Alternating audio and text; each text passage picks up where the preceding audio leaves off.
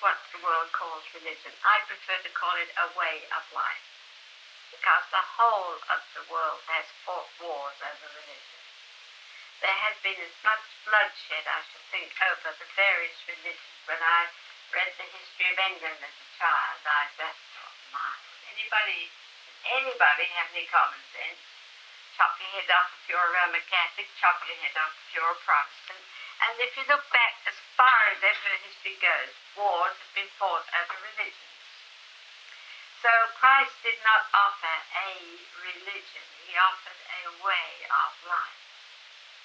And that way of life is something to me so full of joy, so full of happiness, it seems to just solve everything, answers the questions to everything. And therefore I often wonder about people who have a religion. When I say that, people who pin themselves down to a certain belief about something and they're dead scared to open their minds a little wider to see if there should be any real answer to that, but they're frightened. Rather like when I was a child, you see, I had this marvelous mother and father. They were very, very spiritual, but they had this real, everlasting fire and punishment if you didn't do. So, naturally, I didn't like God. I thought he was awful. I really talk just as I feel. I mean, you may think I'm irreverent, you might think I'm terrible, but I'm telling you exactly what I thought as a child. I thought he was awful.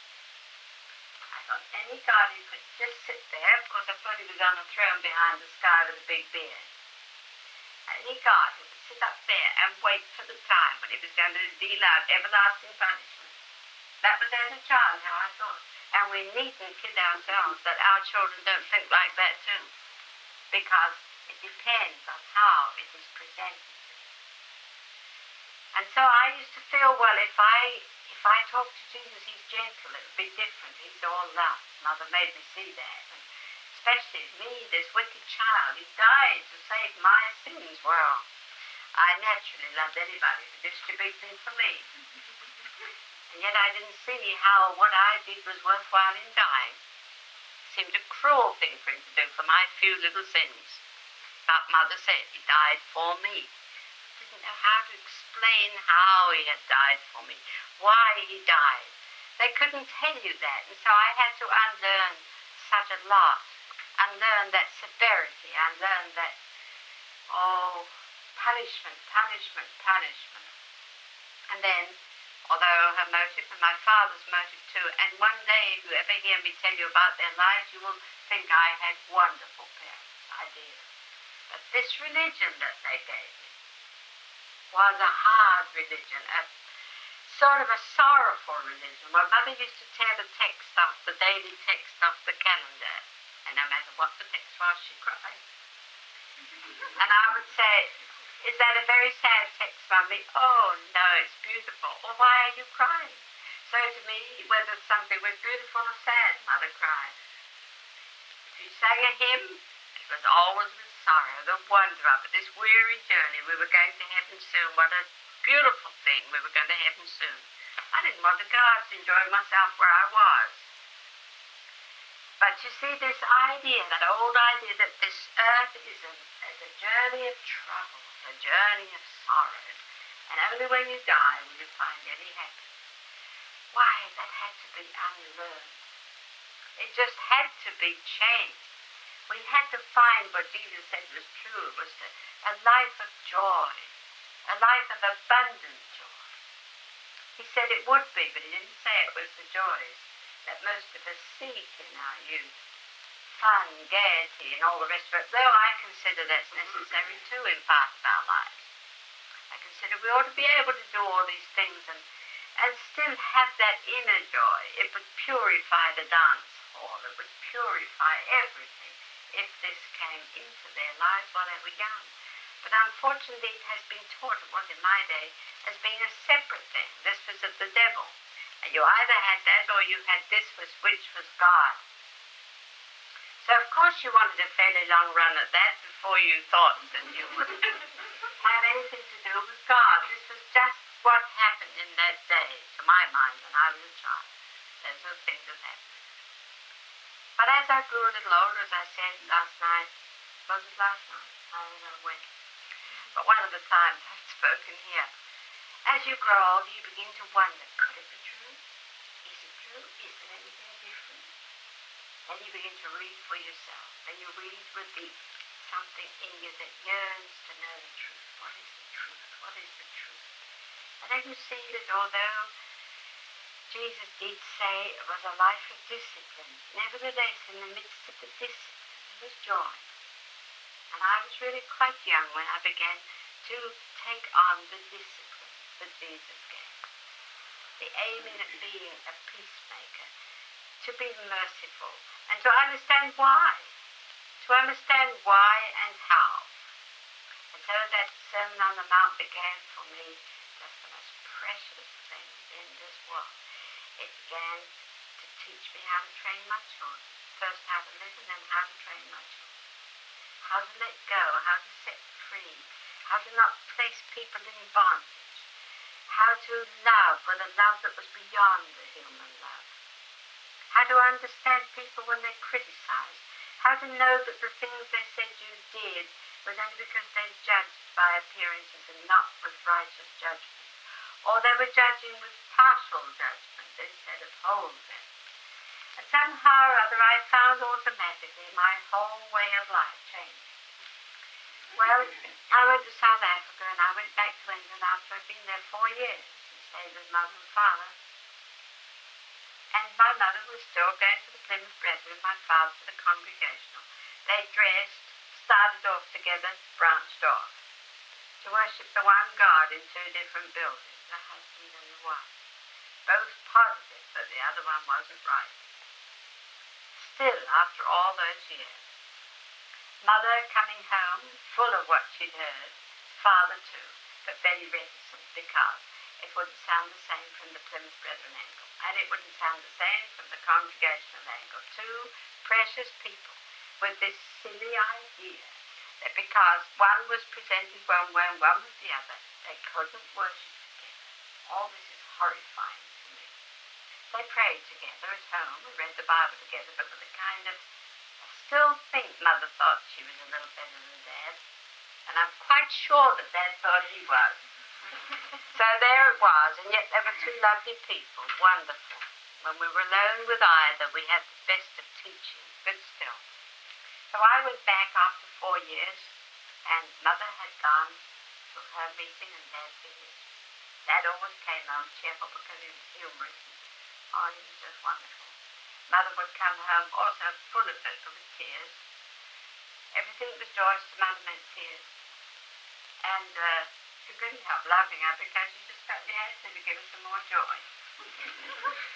So she sat down, I remember the dinner table, and she said, Dad, you know, Dad, it's dreadful. You know that Mr. Young that goes to our meetings, he said, you know his wife's only been dead 4 months and he's walking up with somebody else. And I listened, and Dad said, oh, wasn't particularly interested. And Mother said, but don't you think it's very wrong? I couldn't stand it anymore. I said, Mother, do you remember this morning you asked me if I would come with you to the meeting? And I said, no, I'd rather stay home. I'd lots of things I want to do. And Dad asked me, and I said, no, I'd rather stay home. I'd rather have some things to do here. Do you know why? Because if I went with Dad, you'd have been hurt. If I'd gone with you, Dad would have been hurt. So I decided to stay home alone with God. And I've had a wonderful morning, but all alone with God.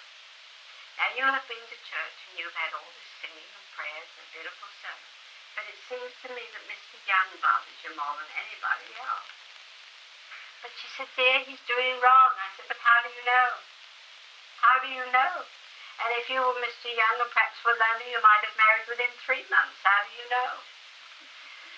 But the point is, Mother, that you didn't go to church and get out of church what you should have done. Isn't it true? You were just bothering so much about this Mr. Young and whether he's right or wrong. Now, those are the things that at last I was able to show those 2 years. That they taught it, they were rigid in their church going, rigid in their prayers. But these little intolerances and criticisms, they just don't belong. When we really live this life of the Spirit, there must be in it no criticism, none. Just none. Because if we've got our eyes on what other people are doing, we certainly haven't got our own eyes stayed upon God. And I have learned through these years that the peace that passes all understanding is the peace that makes you understand that no matter what it is, just understand why it is. And take a little time to, don't hastily form an opinion, but just wait and try to understand. Or if you are hearing something about somebody that isn't nice, and yet what you know about that person is nice. I practiced this years ago. Hold on to the thing you know that is good, and when these people insist upon you knowing the opposite, say, but now look, you're insisting that I shall believe what you tell me, and I shall take that in and remember it about them. Why don't I insist that you realize what I realize about them? I know some wonderful things about them. I love them for that. Yes, but what I'm telling you is true. Yes, and what I'm telling you is true.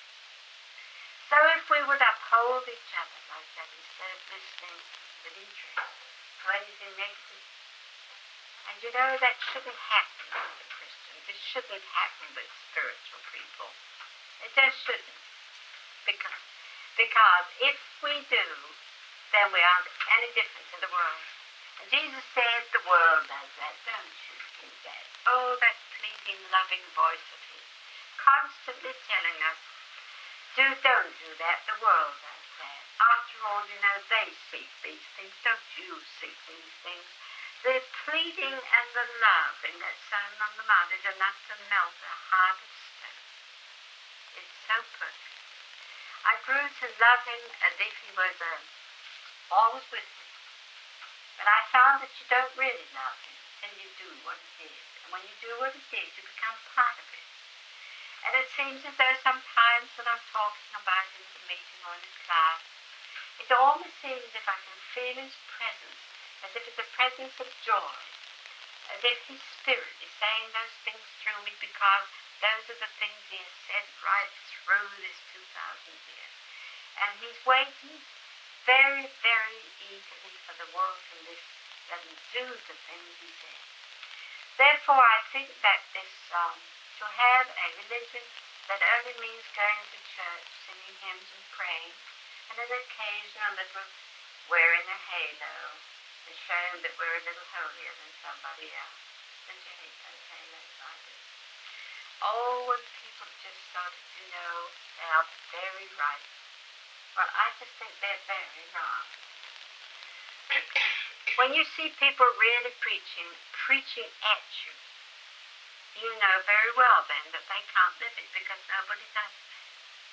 I remember my son when he joined up at the age of 18 into the war, and I come from a long line of conscientious objectors. So it was a very sad thing for me to see my only son want to go to war. And I was teaching this universal love that ultimately will win. There can be no other way. It will win. Love will win. And then he went away. Well, it was an extraordinary thing for me to have him go, as I say. And I asked him what his reason was for going. Why, he said, Mother, all the university boys are going. I said, oh, that can't be a good reason for you going. Why are you going? Well, he said, you see, Mother, you have to get the spirit of Nazism out of the world, and after all, Hitler and the Nazis are doing terrible things. Well, I said, is the spirit of Nazism out of you? Do you never have the slightest spirit of Nazism in you? Of domination?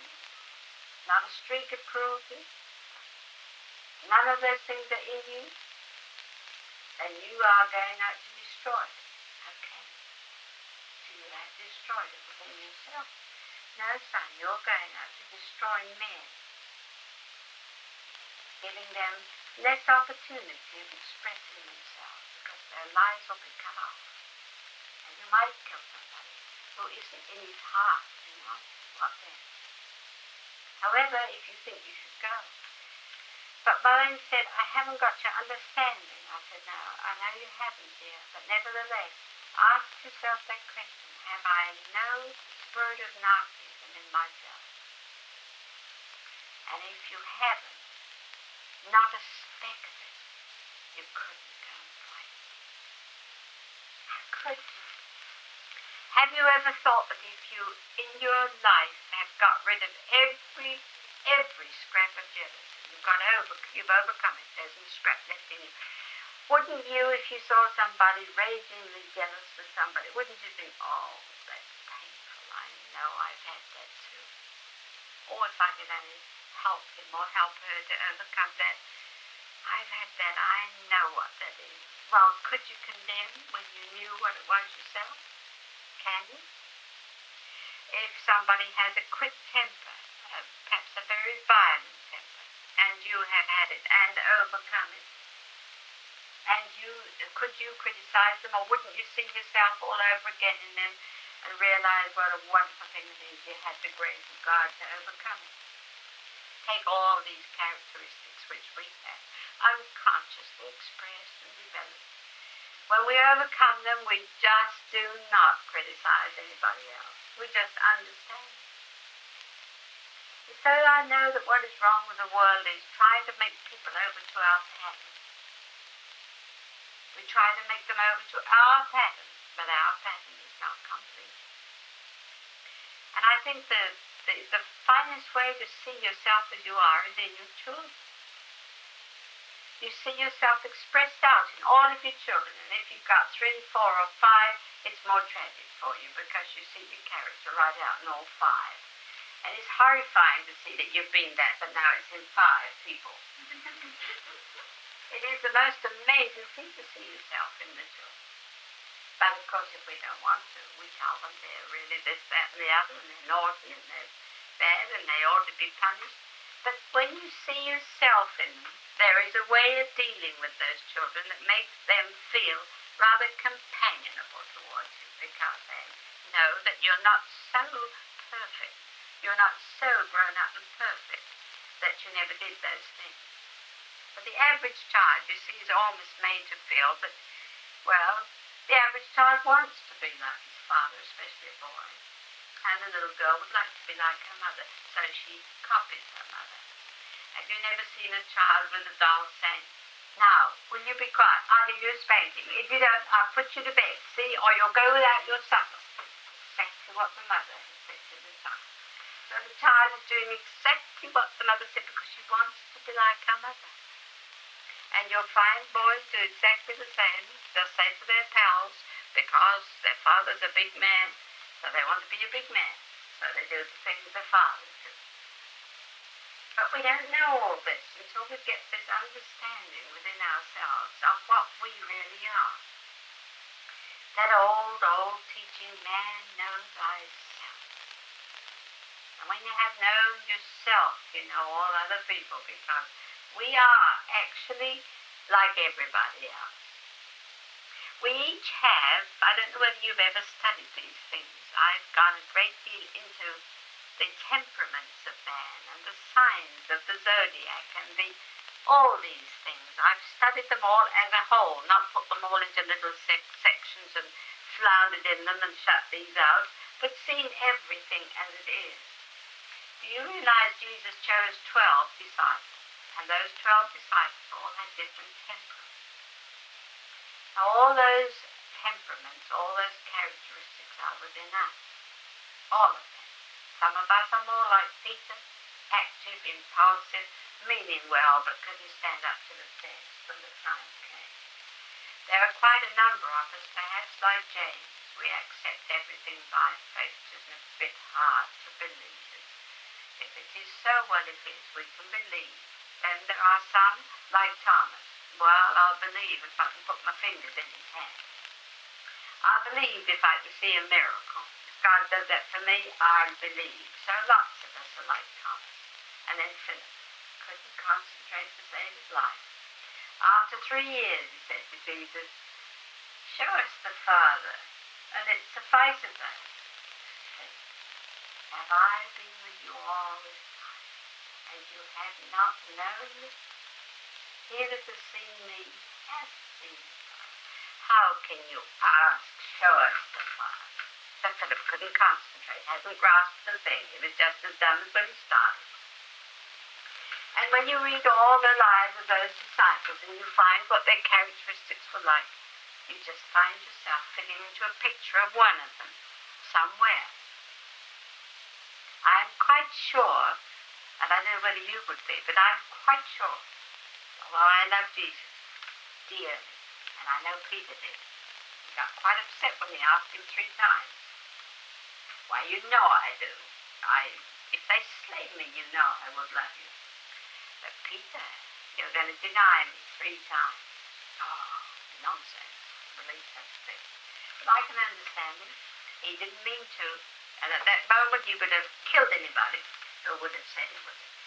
But when he came up to that outside the courthouse, when everybody was watching him, and he knew there wasn't much hope of his Lord being saved, he was going to have to be crucified. He was scared they might get him too. And in his fear he denied. But oh, how he grieved when he discovered his Lord was right. I mean, it's your son. So you see, there's all the characters of all the disciples in all of us. If I was to say that there was anyone here who had ever been a Judas, we would say, oh, yes we have. We've all been a Judas. Every single one of us at some time in our lives have betrayed the Christ. And for materialism too.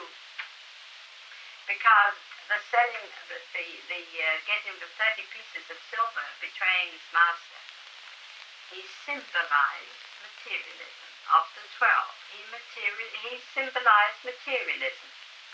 And so, materialism is the hardest thing in the world to be got rid of, because the whole world is materialistic. And the spirit of Judas remains worldwide, the love of materialism. And it was that had to go out from the 12 temperaments. And what happened? Judas went out to the place he'd made for himself. Materialism went out the way it comes in, from nothingness. And he symbolized materialism. And that had to go out, because that was the worst thing in the world, the love of material things. And that had to go out. And when you see this marvelous story of Jesus and the 12 disciples, and you understand all the temperaments of each one, John just loved it. He was all love. Yet, when you come to think of it, have you read that wherever Jesus went, he would take the 3? When you read the Bible and find out the meanings of these things, they're so fascinating. The Bible becomes something so wonderful. He usually took with him Peter, James, and John. Do you remember? Several times he took with him Peter, James, and John. Now this is interesting. John stood for love, the closest to him. James was the disciple of faith. All his book is about faith. Peter was the dynamic one, who was action.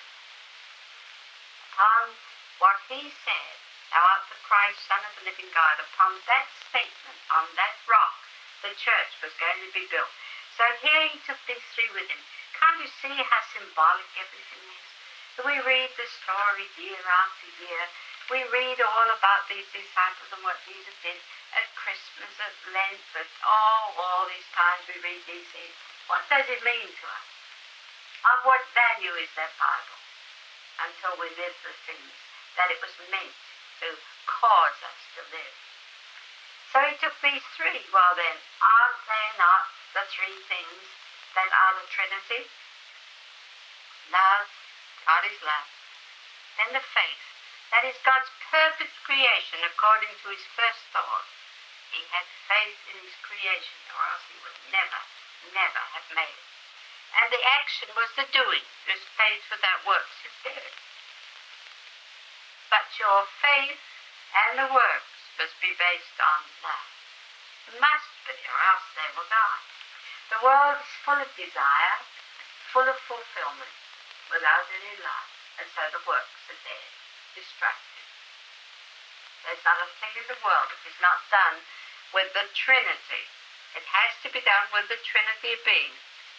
Mother, Father, child. Desire and the will to back it up, it brings the fulfillment. You've got to have three in everything. The Trinity of being exists in everything, and you will find that Jesus always took these three on special things. They stood for the quality of mind you must have when you do everything. So now these temperaments of the disciples, these characteristics are in all of us.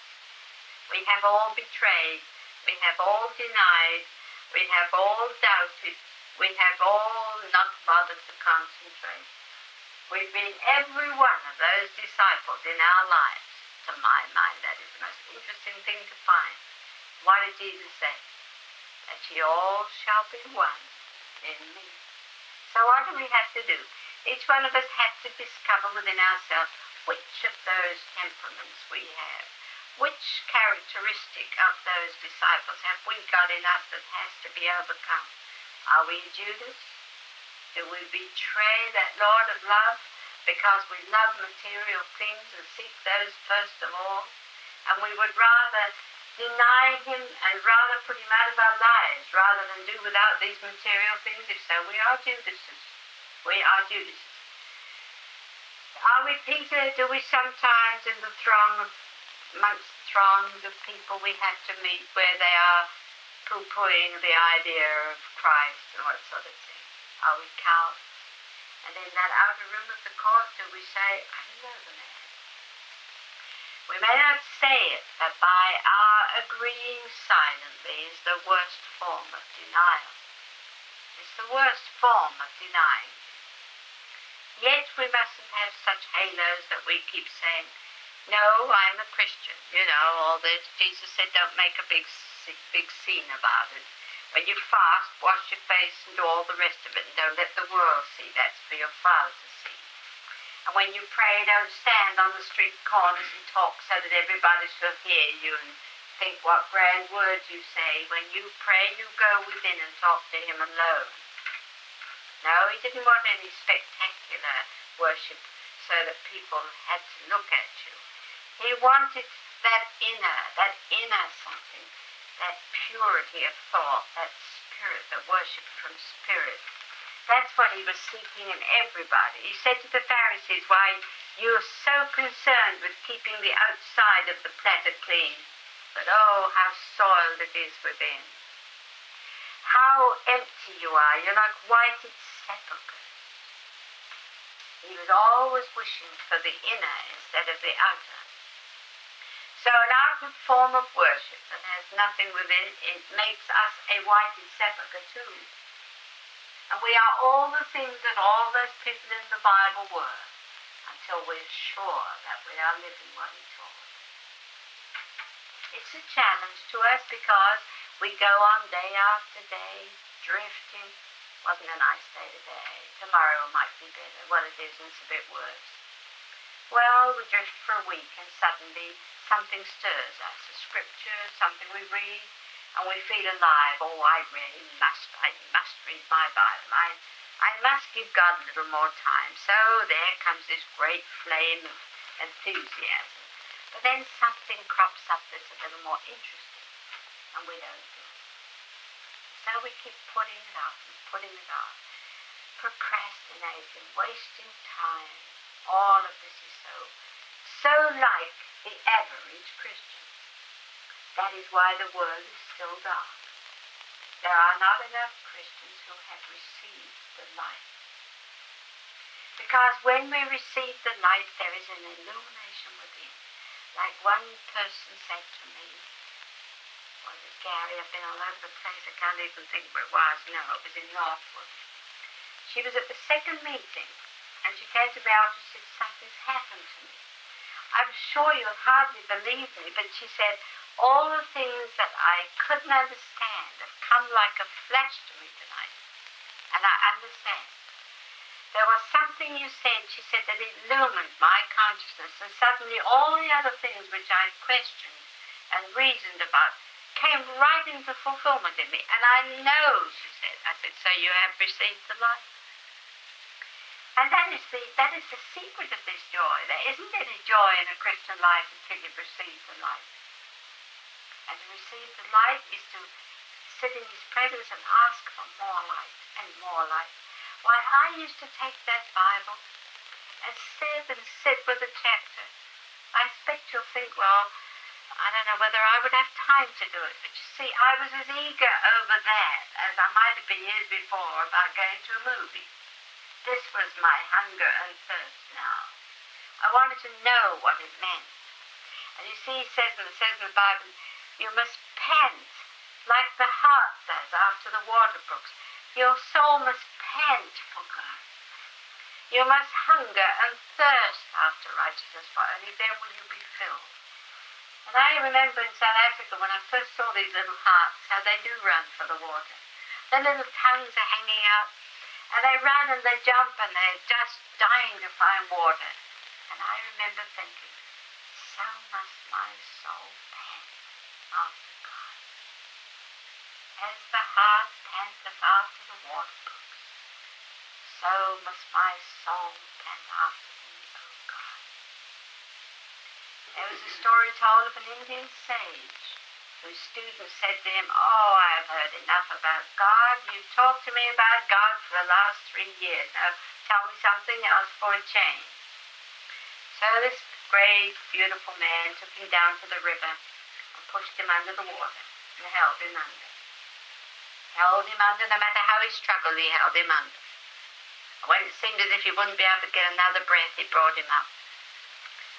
Gasping and struggling and spitting and spluttering, and he said, my son, what did you want most of all under the water? He said, air. He said, and when you want God like that, then you will know him. Perfect answer. The average Christian doesn't want to know God with that hunger and thirst. They're frightened of what it might mean. They're frightened it means they've got to give up things. They're frightened it means that life will change in some way. They don't know that just like when you stand on the edge of the waters and you see these great breakers coming and you're afraid to go through them, they're too high. Yet beyond those breakers, the water is still. You can float there. Beyond the breakers, you can float and you can swim. And just so is it in this spiritual life. If we will plunge into that wanting to know about God, we plunge, as it were, through the breakers of fear. And then we are in still waters with him. So I used to try with a chapter like this. I can't understand it all. It seems to be written so in such a complicated manner and such dull language. I'm honest when I talk to God. What's the good of not being honest with him? Some people say all wonderful things to him and they don't really mean it because they don't do anything about it. So I'm honest, and when I don't understand, I tell him I don't understand. And who am I telling? The Lord of my being within me. That is my guide, my counselor. Well, if he's my guide and counselor, he just has to show me. And I expect him to. Especially if I'm hungry and thirsty. I expect to be filled. I take a chapter. I don't understand it, Lord. It's dull. I don't know a bit what it means, and I want to. And I'm not going to leave that chapter till you do show me. I've said this often to you, but that's how I go on. And then I'd hold the Bible on my knees like that. And I'd say, now I'm waiting. What does it mean? Take the first verse. What does it mean? I want to know what it means. I'll be quiet and still. See, that's the secret I discovered. When I stopped reasoning, when I stopped thinking, when I started analyzing, when I stopped all that, and was still. And I gave that spirit of truth within me an opportunity. And then I'd open it again and take the first verse and read it slowly again till I got the meaning. And it would come to me. Then I'd say, oh, that's wonderful. Can you do it? I don't know. Why don't you try? All right, I will. That's how I commune with that indwelling spirit. And I would try to live it. I would look for an opportunity to live it till the truth became my own. Now there would be no more need to read that verse and puzzle anymore. It would become part of me. And if it's part of me, I no longer need to read that verse. And that's how you grow. You just grow and grow. I know people say to me, oh, I've read other scriptures that are not quite so dull as the Bible. But this is the full scripture. All the other scriptures, and I studied most of them, Eastern philosophies, all of them, they're grand. And at the foundation, they're grand. But the Bible is entirely complete. It has the whole truth in it. It's got everything in it. It's got the most fascinating things in it. I tell you how I read the Old Testament, which isn't very often now. But if you read it like this, you'll have fun. Do you think that's irreverent when I say that I've had fun reading the Bible? Real fun. For instance, I can read about David, and I can take a psalm, and I think, my, you were in a bad mood that morning, David. But he was. Then you read the next chapter, oh, Lord, destroy my enemies, my wicked enemies. Get rid of them, Lord, and release me. That was when he was vindictive. He had a great many sides to his nature, and then all of a sudden there was something so sweet about him. And you can see yourself in it. You become David. You become part of him because you have those days yourself. Oh, I'm tired of these people. Lord, remove them out of my life, then I can just get a fair chance to get on. We don't say it in so many words, but that's what we mean. So we just like David, and you can see yourself in David. You can lose yourself in him, and so you can see that we're all of one spirit. We all do the same things. We all have made the same mistakes. There's not a one of us who can say we haven't. Not one. There isn't one person who can pick up the first stone and throw it another. Not one. So therefore we see ourselves hidden within the characters of the Bible. All of them. Every single one of them. All the wicked ones, all the Herods, everything. We've been everything. We've been pilots. We've wanted so much to set him free that, no, we have high position, we can't. We've been pilots, we've been everything, and if we see our nature in those natures, that Bible becomes so fascinating. Well, then David gets to a time when he says, he desired a lot of things, if you remember. He desired his friend's wife. So he sent the soldiers out to see that he got killed in battle so that he could have her. David, the lovely David. Oh, I'm glad he was a sinner. I'm so glad he did all those things because, you see, look what he was in the end. Look how triumphantly good he was. Especially in that chapter where he got to, oh dear, I've done all these things. I don't know how to get away from you. Whither could I flee from thy spirit? Because I've heard it read like this in church. Whither shall I flee from thy spirit? If I ascend into heaven, thou art there. And if I make my bed in hell, thou art there. And if I take the wings of the morning and fly to the uttermost parts of the earth, behold, thou art there. Well, yes, I've heard that, but it didn't do me a bit of good that way. But this is the way David was pondering. He was wondering, whatever I do, I can't get away from God. After all, God is everywhere. God is the life within me. Wherever I go, he's with me. Where he is, I am. And he thought, whither shall I flee from thy spirit? Behold, if I ascend into heaven when I'm really good, when my thoughts are high and I think pure thoughts and I mean well, if I ascend there, thou art there. And if I make my bed in hell, and I desire all those things that I do, and I do all those wrong things, I do awful things, then you're there. It is your right hand that upholds me and brings me out of hell. Then, if I don't want to think of anything very much and my thoughts are scattered, and I take the wings of the morning and I just fly to the ends of the earth, I have no feeling of where I want to be. Behold, thou art there. And he sees the wonder of it. And he goes on in the next verses. Says, this is wonderful. It's too vast for me to comprehend. I cannot bear this truth. And then suddenly he sees the wonder of it. And he goes on and on talking of the wonder of it. That he can't get away from God. And even if he tries to, God's love would find him again, bring him back. And so he finishes up, "Oh Lord, search my heart. See if there be any wicked thing in it." There was a little boy. He became a little boy then. He became as a little child, and so he was able to enter the kingdom. "Lord, search my heart, and if there be anything wicked within it, oh, cleanse me, O Lord, and lead me unto everlasting life." There was the purity of the little boy.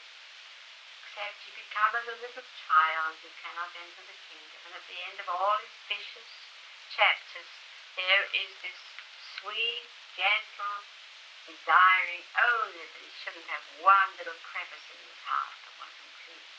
Well, I've done that too. So I can understand David. I understand him perfectly. Could also understand that didn't last till Monday morning. Monday morning he was again flying around to the other side of the earth. All these little temptations and things, you see, they don't get overcome quickly. And the joy of it is, it's this adventure of finally overcoming. Falling down today, perhaps, and picking yourself up tomorrow, but thinking, well, I won't fall down so hard next time. I had that experience with an alcoholic in South Africa. He really was extraordinary.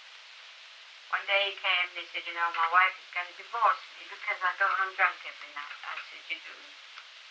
Yes, he said, I love her. I don't know why she's going to because I can't help it. I just can't. It's a weakness I've got. So I said, yes, I understand you perfectly. Oh, he said, do you get drunk too?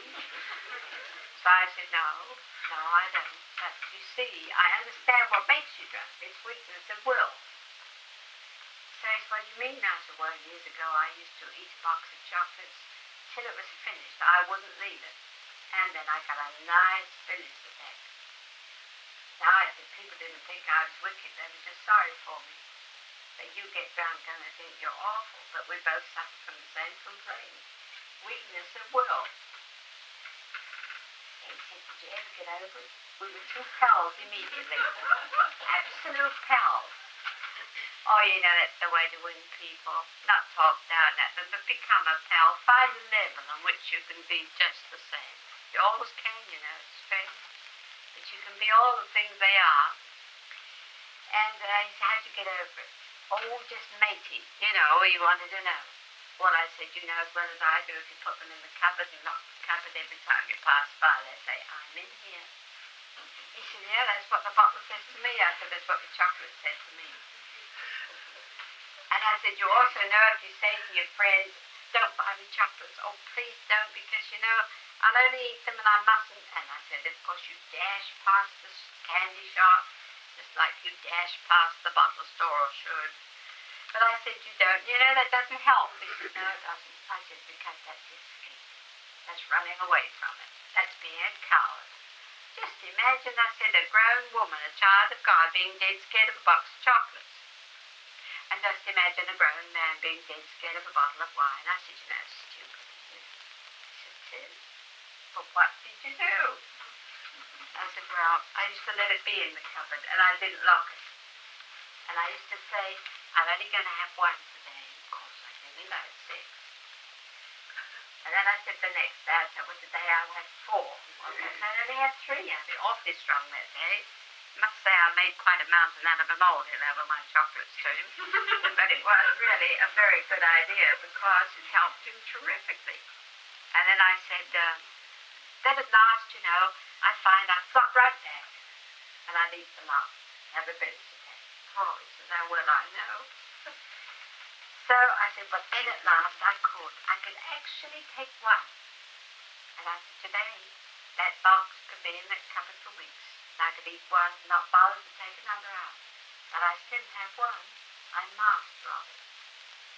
And to be master of something is far better than to run away from it.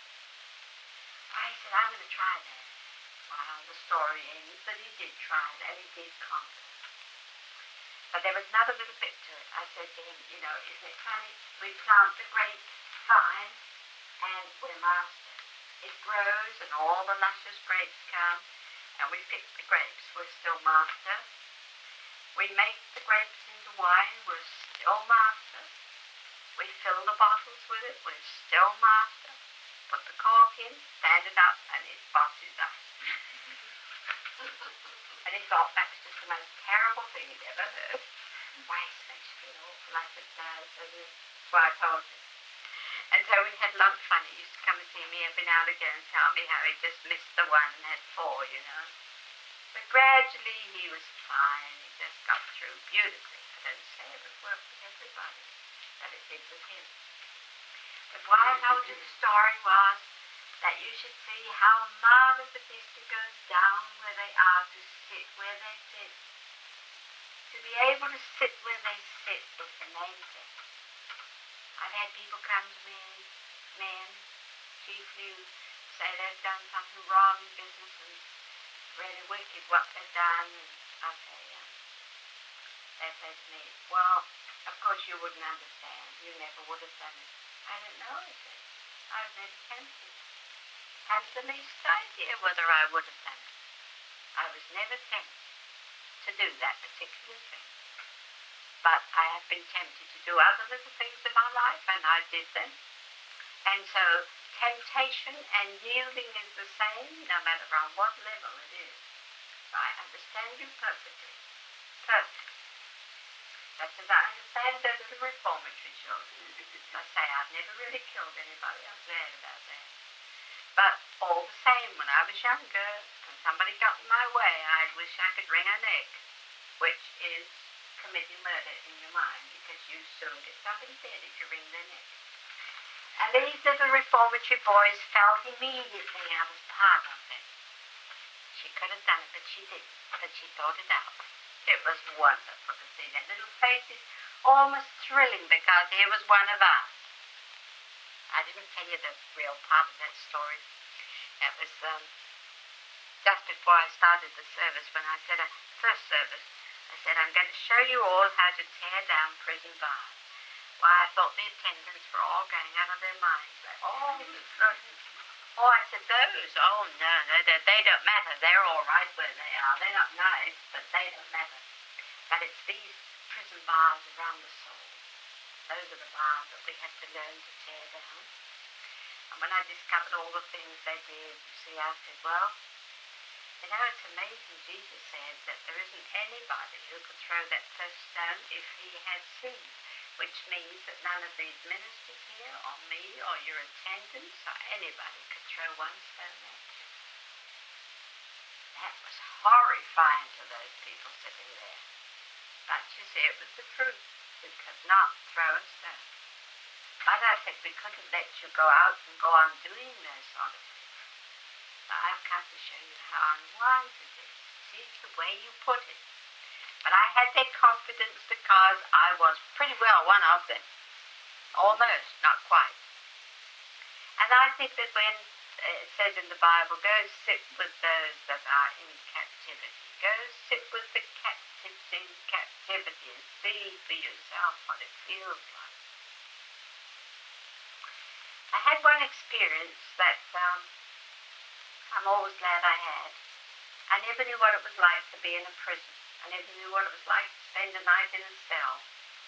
But I always wished I knew how they felt, especially if they had been put in wrongfully. And sometimes they are. And left there 2 or 3 days or a week, then they find that that wasn't the person they wanted. And yet they've had that dreadful experience of being put. So I always wished that I would know what it felt like in some way to be in a prison cell. So I got my wish. Oh, I wasn't taken, but I got my wish. I was going home late one night from visiting a sick person, and I heard awful screams. And there were 2 coloured policemen in South Africa, this was, dragging a little coloured girl along because she wouldn't walk. And she was screaming. And so I said, please, what has she done? Why won't she walk? What's the matter? So the policeman said, oh, we found her screaming out the street there, causing commotion and not fully dressed, and she's got to come along with us. I said, oh, but please ask her why. Don't put that child into there. Well, the lockup is far worse than the prison. It's a terrible thing. Most lockups are. And I said, don't do that to her till you find out why. No, they wouldn't listen to me. So I said, well, let her tell me her story. So she told me that she'd gone home and there was certain things there that weren't in order. And they had thrown her out of the house, not properly dressed, and she was screaming, yes, because she'd been thrown out of the house. And she hadn't got all her clothes on because she was partly undressed when this trouble came in the house. So I said, what has she done to deserve to go to the locker? So he said, we found her screaming. We'll either prove her innocent or guilty down there, ma'am. You leave her alone. So she said, don't let them take me. So I said, now, I'll tell you what I'll do.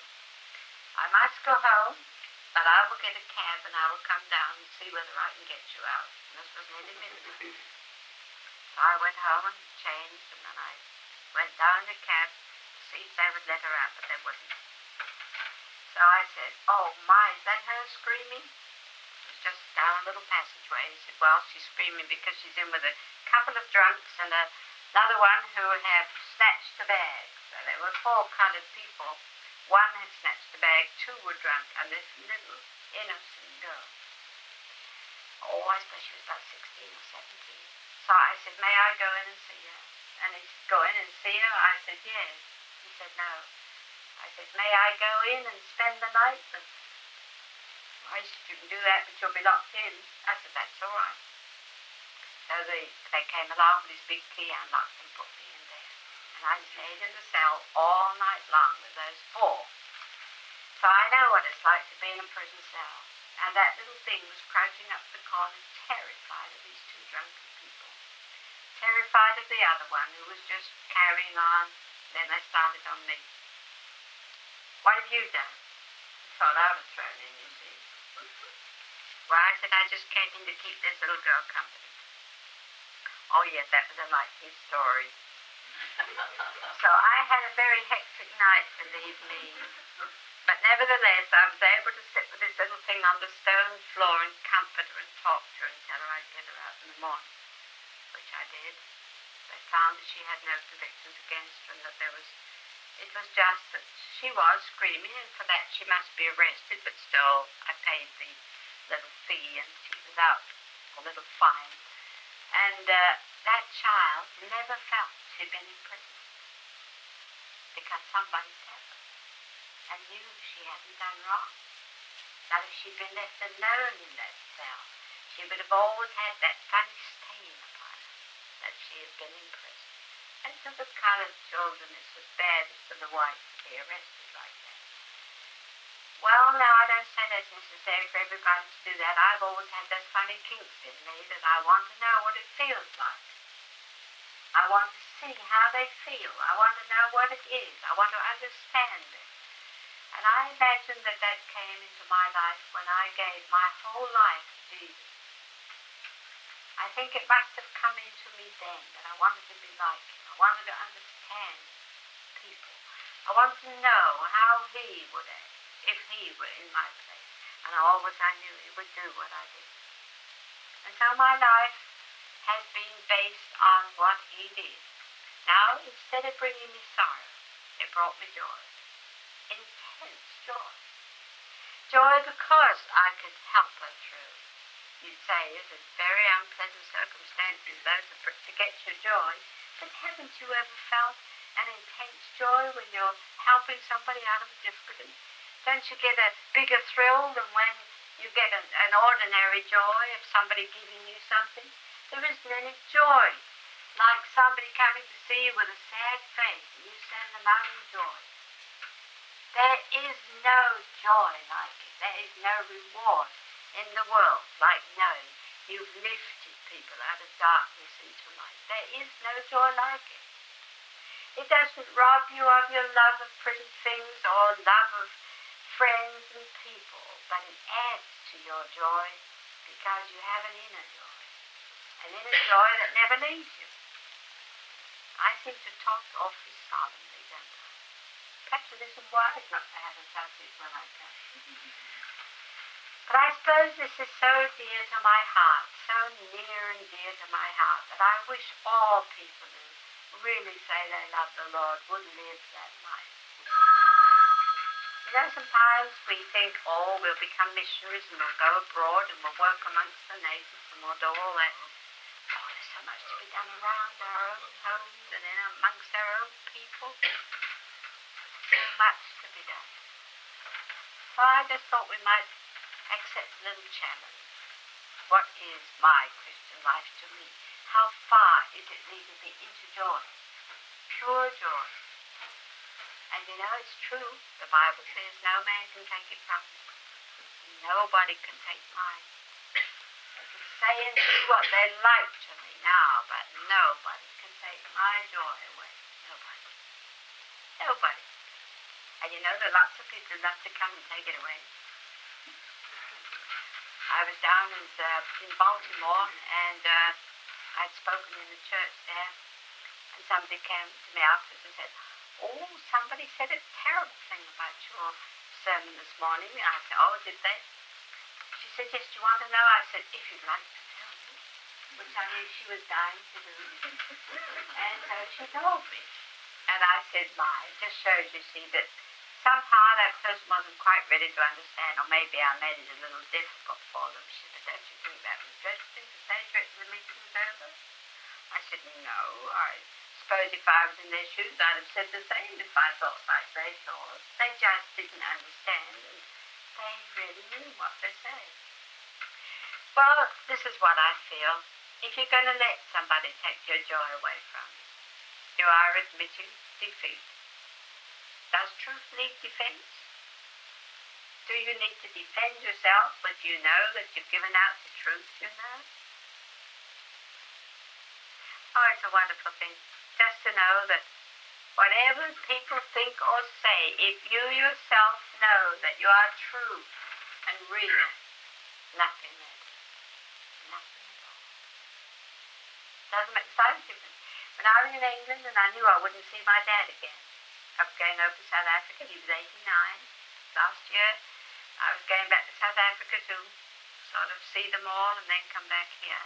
I had a feeling I wouldn't see him when I got back again to England, although he wasn't ill, but he was getting old and his circulation was slowing down, and well, he was ready to go home to God. And all the friends in England said, well, I think you're downright wicked to leave him at that age when you know you'll never see him again. How could you do it? I said, ask him. And I said, Dad, they all think I ought to stay and look after you to the end. And you and I know there is no end. And he said, my dear, how silly that would be. I have lived my life. I'm ready to go. And you just go on and on and on. If you stay, it means you're not doing this.